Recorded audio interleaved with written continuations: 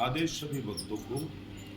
आज का अपना विषय है, कई जो हमें बच्चे बिल्कुल काम धंधे नहीं कर पाते, सुस्त पड़े रहते हैं, 10-10, 11-11, 12-12 बजे तक नहीं उठ पाते। क्या कारण है? कोई तंत्र है, कोई ग्रह दोष है, कोई पितृ दोष है, क्या है? सब चीज़ों को हमें मिला के चलना पड़ेगा।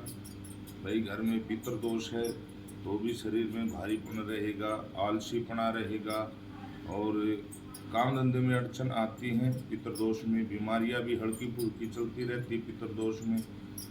तो हमने चारों तरफ से इलाज करना है।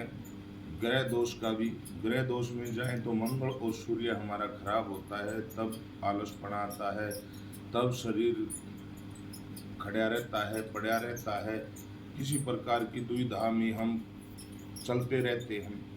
और तंत्र में भी ऐसी ही दिक्कत आती है, जब काम धंधा बांध दिया जाता है या किसी के ऊपर टोना टोटका किया जाता है तो वो भी ऐसे ही पड़ा रहता है खाक में। और तीसरा पितृदोष, पितृदोष में भी ऐसे ही होता है, क्योंकि काम धंधे में रुकावट आएंगी और सबसे बड़ी बात है वो बच्चा निकम्मा हो जाएगा, पढ़ा लिखा होके भी कुछ नहीं कर पाएगा, तो ये भी पितृदोष में आता है। हम तीनों चीज़ों को लेके चलेंगे तो हम ठीक हो सकते हैं, हमारे शरीर में चुस्ती स्फूर्ति भी आएगी, हम जो है आगे भी बढ़ेंगे।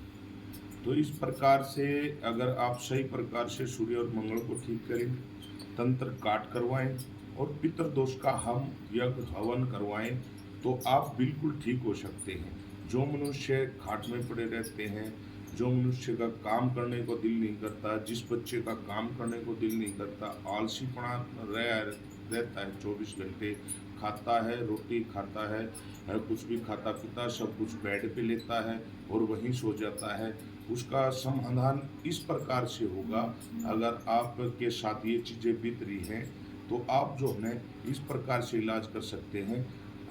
दो चीज़ें मैंने बताई हैं। ज्योतिष के हिसाब से जाएंगे सूर्य और मंगल खराब है, तंत्र के हिसाब से जाएंगे तो तंत्र काट भी करवानी पड़ेगी आपने। और पितृदोष का यज्ञ हवन हर 6 महीने में आप करवाइए। ग्रह दोष और पितृदोष दोनों चीज़ों का हवन करवाइए। आप देखिए घोड़े की तरह दौड़ेंगे, बिल्कुल बिल्कुल घोड़े की तरह दौड़ेंगे। आपके एक एक दिन में 10-10 काम करोगे, इतनी चुस्ती स्फूर्ति आ जाएगी आपके अंदर। जो नेगेटिविटी हटती है तो हर पॉजिटिव विचार पैदा होते हैं और पॉजिटिव विचार ही आपको आगे ले जाते हैं।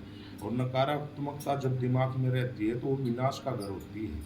तो इस प्रकार से आपने तीनों चीज़ जो मिला के और अपना इलाज करवाओ, 100% आपको आराम मिलेगा। अगर आप एक ही उसमें बड़े रहे तो शायद उस प्रकार से ना इलाज हो पाए। तो इलाज करने का तरीका मैंने बताया, इस प्रकार से आप इलाज करवाओ, आपका इलाज बिल्कुल 100% होगा। बहुत बहुत धन्यवाद। अगर आपको अच्छी बात लगी तो अच्छे अच्छे कमेंट करें, अपनी समस्या समाधान ढूंढे। शनिवार को दरबार लगता है गुरु गोरखनाथ धाम, सिंहपुरा कला रोहतक हरियाणा में। आप आकर मेरे से मिल सकते हैं, विचार विमर्श कर सकते हैं। अगर कोई चीज़ दिखानी है तो दिखा सकते हैं। उसके लिए घर की मिट्टी लानी होती है झाड़ू लगा के। तो और भी जो सामान होता है आप कमेंट बॉक्स में पता कर सकते हैं। बहुत बहुत धन्यवाद। जय बाबा गोरखनाथ, जय माँ दुर्गा काली।